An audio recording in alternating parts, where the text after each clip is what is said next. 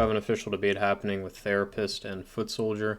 For this debate, Therapist is taking the position that Tower 7 collapsed without a valid reason at 9/11, and it shouldn't have collapsed. Footsoldier's taking the opposition. When we base upon who concedes, if we don't get a concession, we'll put it to a voting poll. I just want to say that you should base your vote off on whether or not the proposition was defended. So if you feel that Therapist successfully defended the proposition that Tower 7 collapsed without a valid reason on 9/11 and it shouldn't have collapsed, then you should vote for Therapist. If you feel like he was not successful with defending that proposition, then you should vote for Footsoldier. Thank you both for debating. You can get started. Okay, so I'm gonna start with clearing my position. So I'm saying that Tower 7 has or had no valid reason to collapse and should not have collapsed on that fateful day from the not from the facts that we've been told by the official investigation towards it and the facts we can get from sources.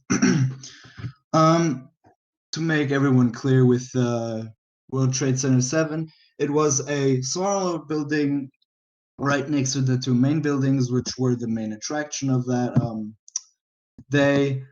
And it collapsed at 5:21 p.m. And the official report of the collapse was done by the NSIT, and they concluded that the building was or collapsed due to structural damage caused by uncontrollable fires and heavy debris falling on it from the other two towers which collapsed. The other two towers collapsed at about 10, 11 a.m. as far as I know. Um, Um, the basic question I'll make already is a skyscraper that is robustly built, like the ones in New York City, should be able to withstand fires like that. So the first fact alone is that the NSIT did a bad investigation and did multiple investigations and they always changed some facts or some information, and it's at the core very dissatisfying.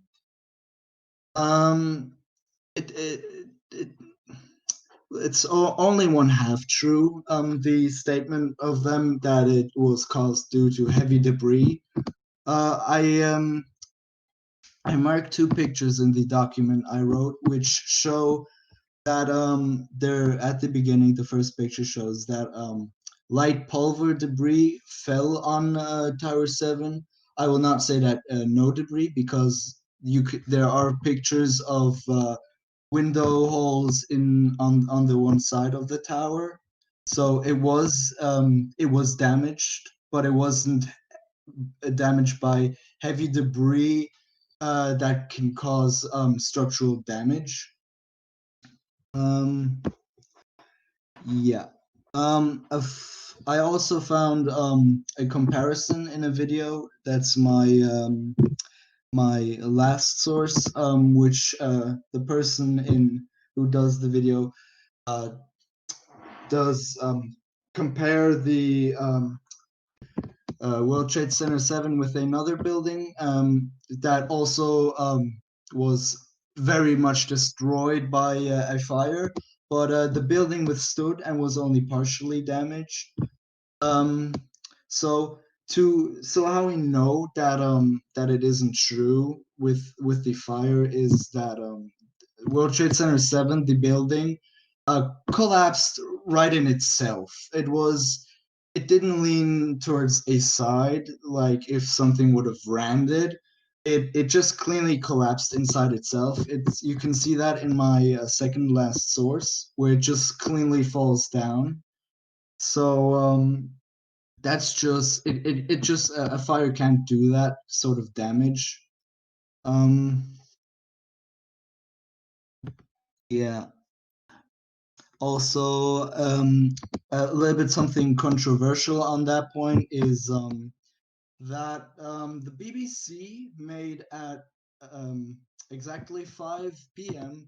a broadcast, a live broadcast with text flowing under that World Trade Center 7, the building has collapsed, and in the background of that broadcast, you can clearly see World Trade Center 7 still standing. The BBC then later claimed that it was false information and it was a mistake, and they got the information from Reuters, which supplied them with information. So the basic question on that point is, from where did those people get the information, and how did they know in advance that the building would collapse?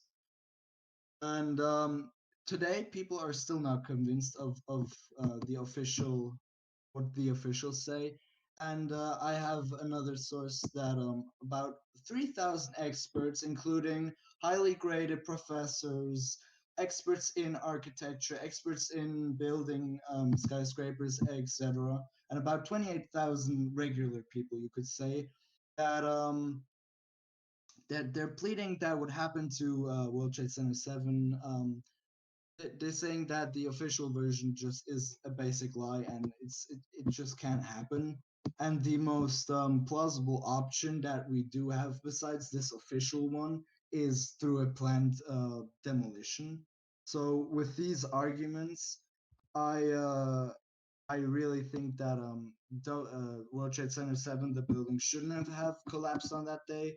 On the facts that, or on the basis of what we are told.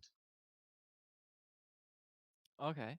Well, would you say then that you think it's an inside job? How do you think it came down? What was the reason that you think?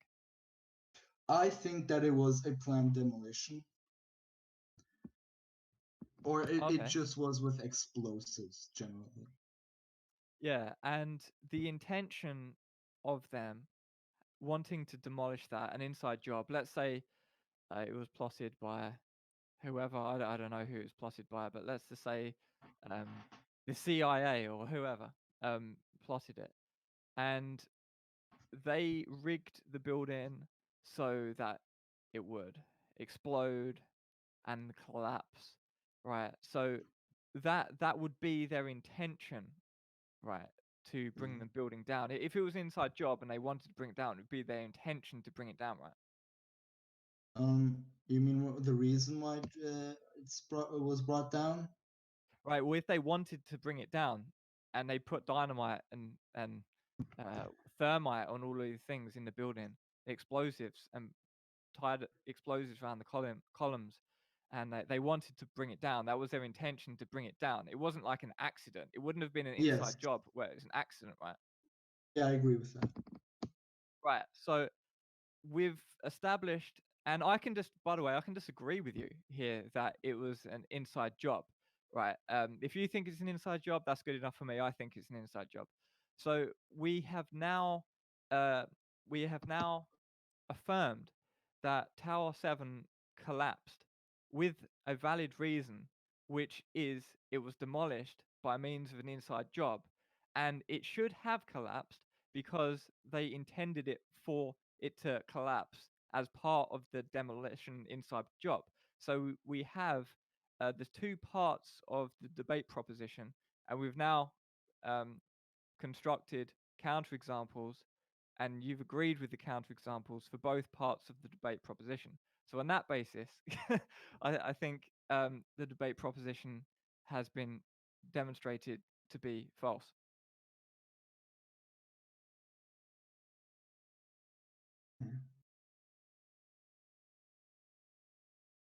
Yeah, I can't find a reason to disagree with you on that.